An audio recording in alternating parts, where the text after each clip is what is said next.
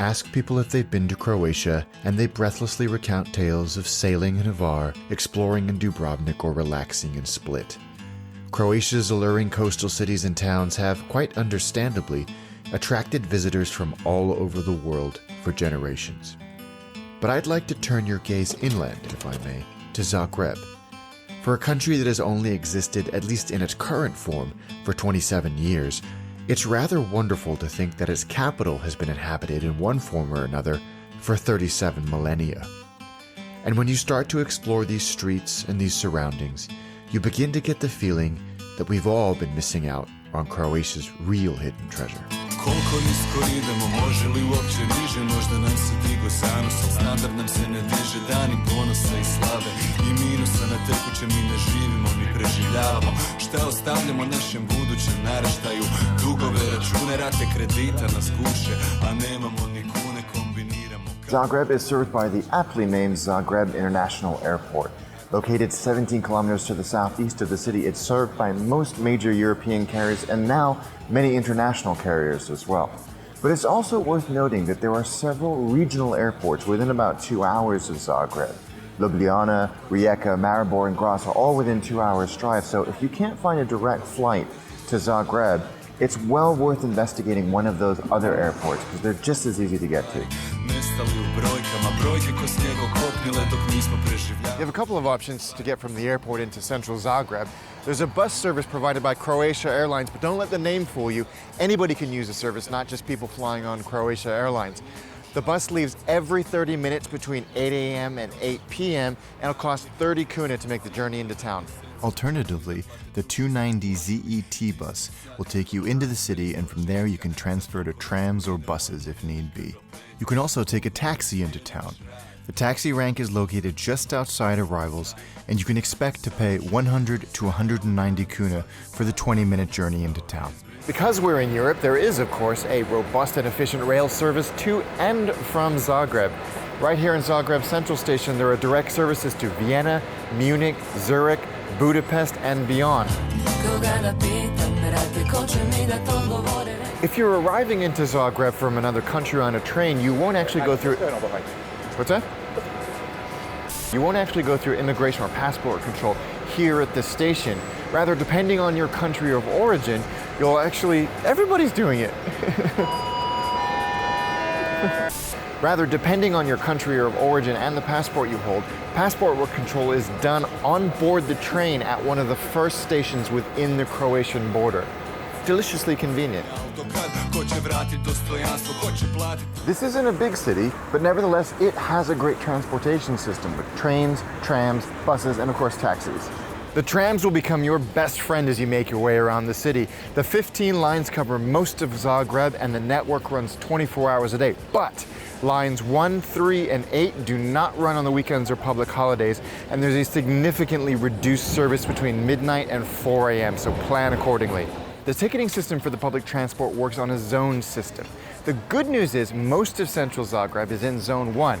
It's only when you venture outside of the city that you really need to start thinking about zones.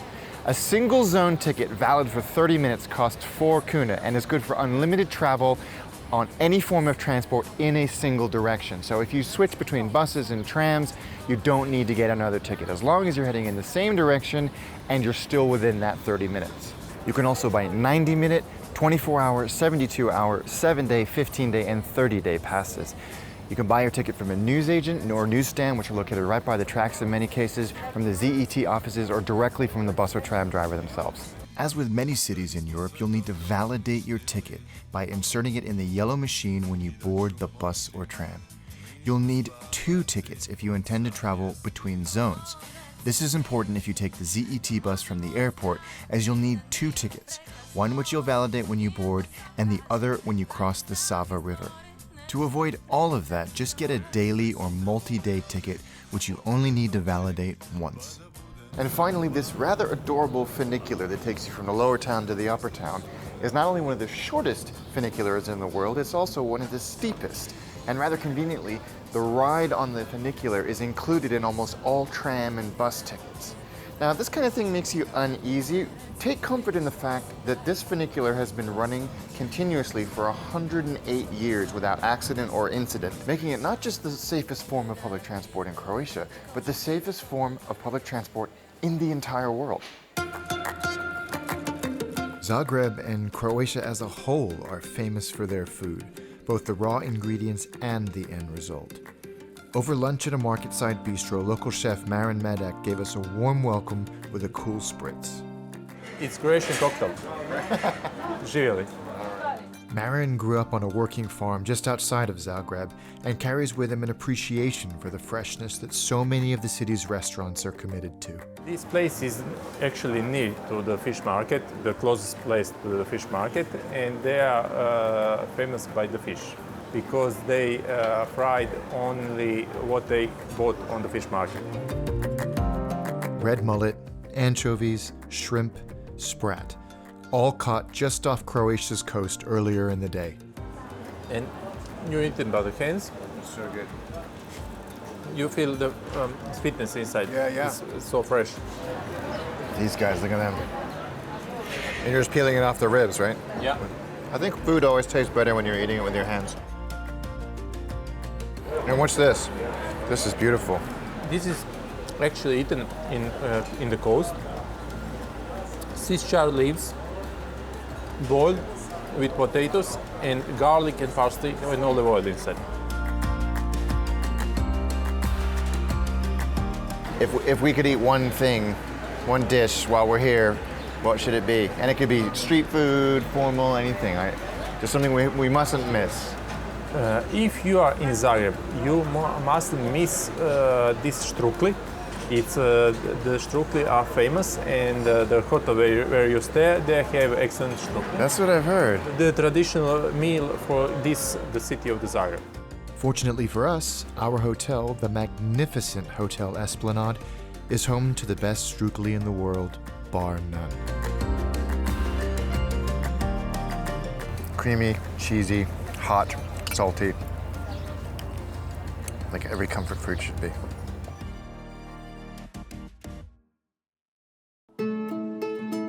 In Zagreb, all food roads lead to Dolac Market, the city's culinary epicenter.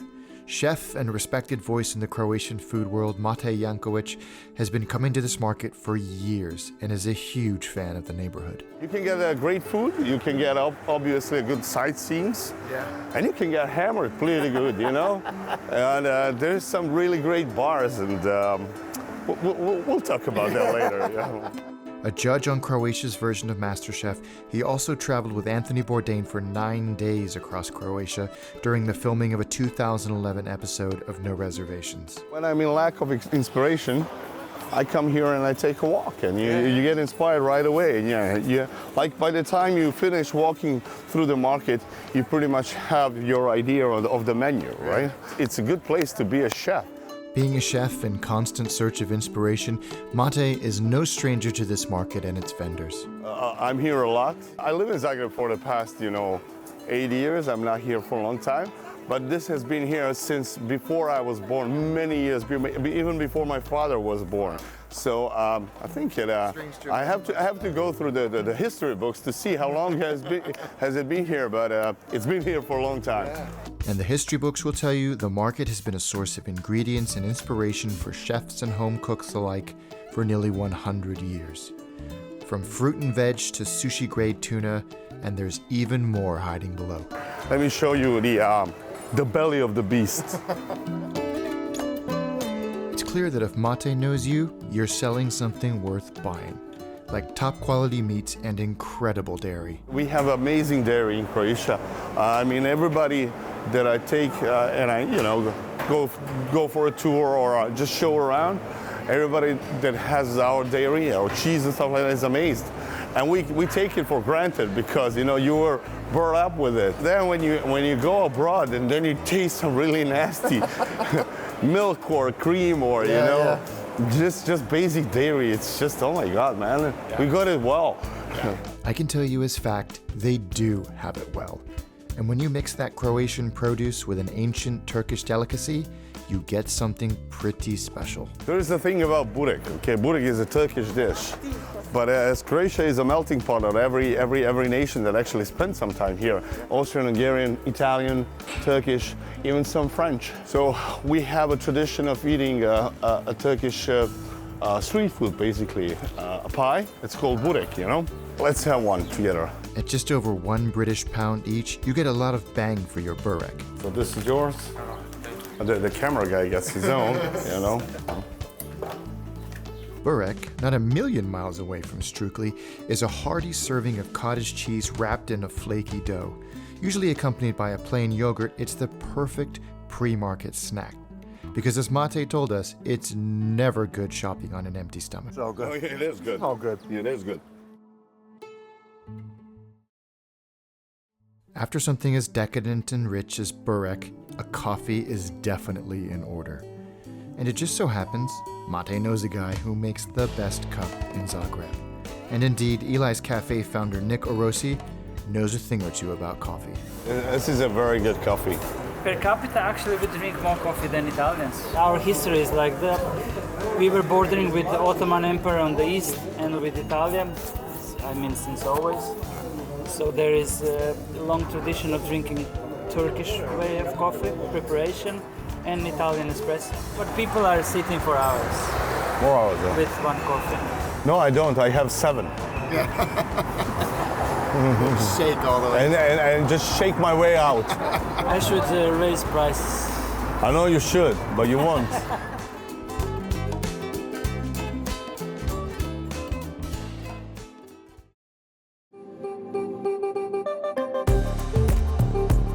While it is a member of the European Union, Croatia still uses its own currency, kuna, displayed as KN next to prices. Now, despite what you might have heard, the euro is not legal tender here and will not be accepted outside of hotels. But there are ATMs everywhere, known as bankomats here, and your credit card or debit card will work in most of them, as it will in most restaurants. But don't expect small bars and restaurants to accept anything but cash. Let's talk about our favorite subject in the whole wide world, tipping. While it's not obligatory in Croatia, it is expected, even if there's a service charge already included on your bill. So if you've had a good meal, good service, good food, 10% in cash on the table is fine. Now, you will not have the option when you pay by credit card to include a tip on the credit card machine. So you leave the cash on the table for the waiter or waitress, even if you've paid by credit card. And finally, as I have said a million times before, if you are in a country or city where tipping is expected and you've had a good experience and you don't tip, you're a dick. Zagreb is, at least for a European capital, extremely good value. You can find the essentials, beer, street food, coffee, for really, really good prices. But unlike a lot of other cities, it's not only really good value, it's also really, really good quality, and you don't have to look that hard to find the great stuff. So on that note, let's do the rundown. A cup of coffee will cost you around 7 kuna. A pint of beer will cost you around 20 kuna. And for the most reliable indicator of a nation's cost, the good old Big Mac, you're going to pay about 21 kuna, or exactly £2.50. Zagreb's small size, relative to other European capitals anyway, makes it a safe and comfortable city. As always, common sense is your weapon of choice here. Avoid dark, unlit alleys at night, don't flash the bling, and avoid obviously inebriated crowds, and you're going to be absolutely fine in Zagreb.